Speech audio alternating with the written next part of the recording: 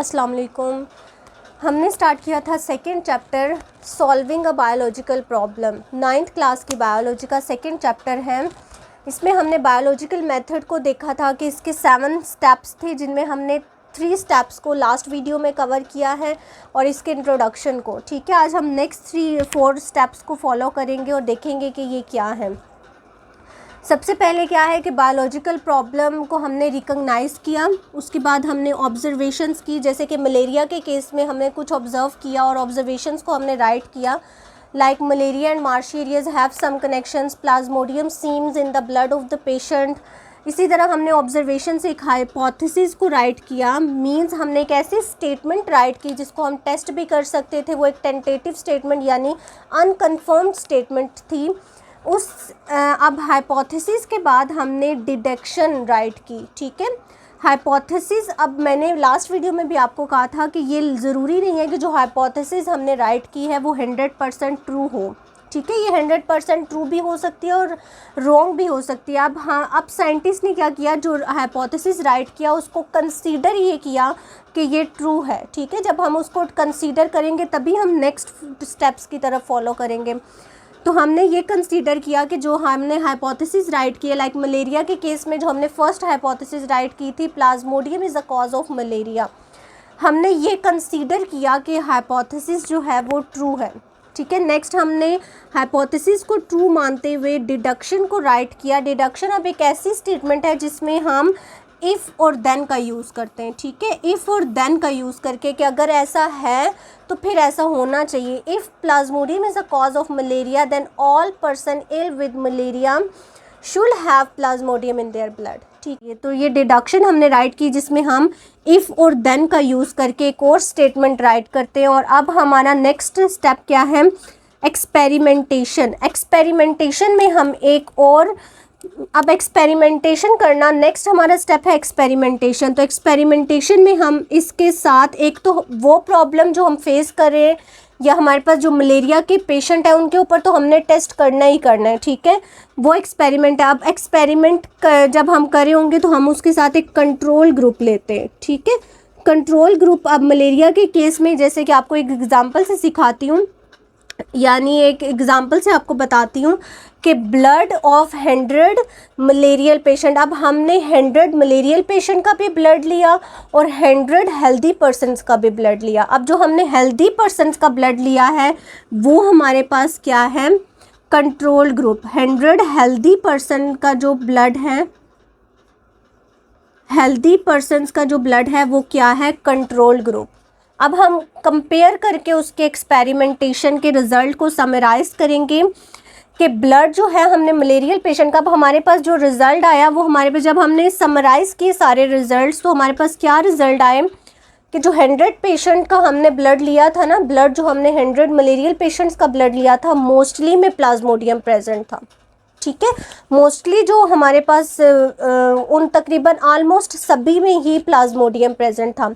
अब जो हमने हेल्दी ग्रुप लिया था, हेल्दी पर्सनस का ब्लड लिया था, 100 हेल्दी पर्सनस का, इनमें से 7 आउट ऑफ 100 हमारे पास क्या था, उन हेल्दी पर्सनस के भी 7 पर्सनस के अंदर हमें उनके ब्लड में प्लाज्मोडियम दिखा। अब साइंटिस्ट ने ये अज्यूम किया कि प्लाज्मोडियम जो 7 हेल्दी पर्सनस के अंदर है वो इंक्यूबेशन पीरियड में, इंक्यूबेशन पीरियड किसको कहते हैं, इंटर होने से, जब भी कोई वायरस है या कोई बैक्टीरिया हमारी बॉडी में इंटर होगा उस टाइम से लेकर जब तक वो हमारी बॉडी में कोई ना कोई अपीयरेंस शो नहीं करेगा। जब हमें मलेरिया के पेशेंट के अंदर सिम्टम्स शो होते हैं उससे पहले, कुछ टाइम पहले मलेरिया का जो भी प्लाज्मोडियम था वो इंटर हुआ, उस टाइम से लेकर उसके अपीयरेंस होने के दरमियान में जो पीरियड होता है उसको हम इंक्यूबेशन पीरियड कहते हैं। ठीक है, तो हाँ, साइंटिस्ट ने ये अज्यूम किया कि जो 7 पर्सनस हैं जो हेल्दी पर्सनस थे उनको भी मलेरिया,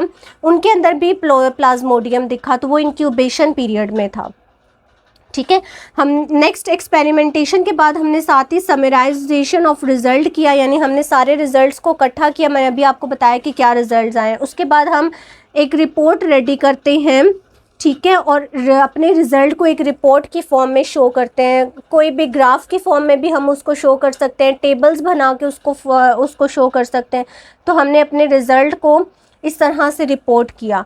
ये हमारे पास स्टेप्स थे। सबसे पहले रिकॉग्नाइज करना कि बायोलॉजिकल प्रॉब्लम है कि नहीं, फिर ऑब्जर्वेशंस देना, फिर हाइपोथेसिस राइट करना, हाइपोथेसिस के बाद deduction, then experiment, then summarization of result and फिर अपने रिजल्ट को रिपोर्ट करना। ठीक है, ये हमारे पास थे बायोलॉजिकल मेथड।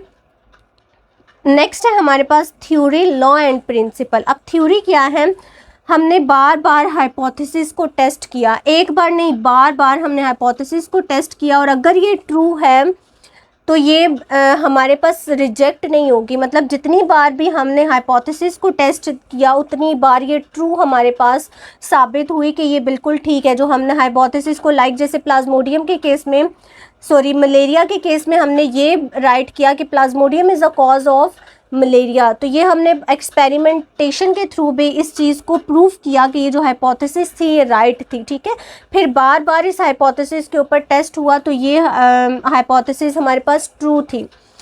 तो वो हमारे पास जब हाइपोथेसिस ट्रू साबित होती है तो वो एक क्या बन जाती है, थ्योरी बन जाती है, जिसको बार बार हम टेस्ट करें लेकिन फिर भी वो रिजेक्ट नहीं हो रही, तो इसको हम क्या कहते हैं, थ्योरी। अब थ्योरी, साइंटिस्ट इस थ्योरी को, अब एक साइंटिस्ट ने हमें थ्योरी दी, ठीक है, अब इस थ्योरी को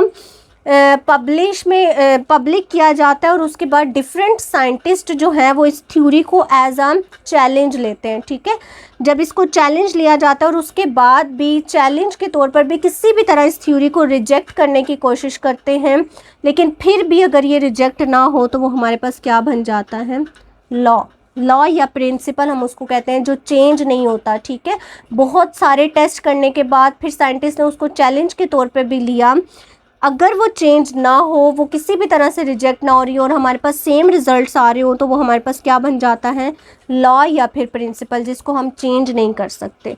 तो ये था हमारे पास second chapter, solving a biological problem. एक सबसे पहले तो आपको इसका इंट्रोडक्शन दिया हुआ है, उसके बाद आपको ये बायोलॉजिकल मेथड्स 1 बाय 1 पढ़ाए हुए हैं। ठीक है, और साथ में आपको एक एग्जाम्पल दी हुई है, मैंने एग्जाम्पल को आपको साथ साथ ही एक्सप्लेन कर दिया है। ठीक है, होप सो स्टूडेंट्स ये आपको समझ आ गया होगा। ठीक है, थैंक यू सो मच।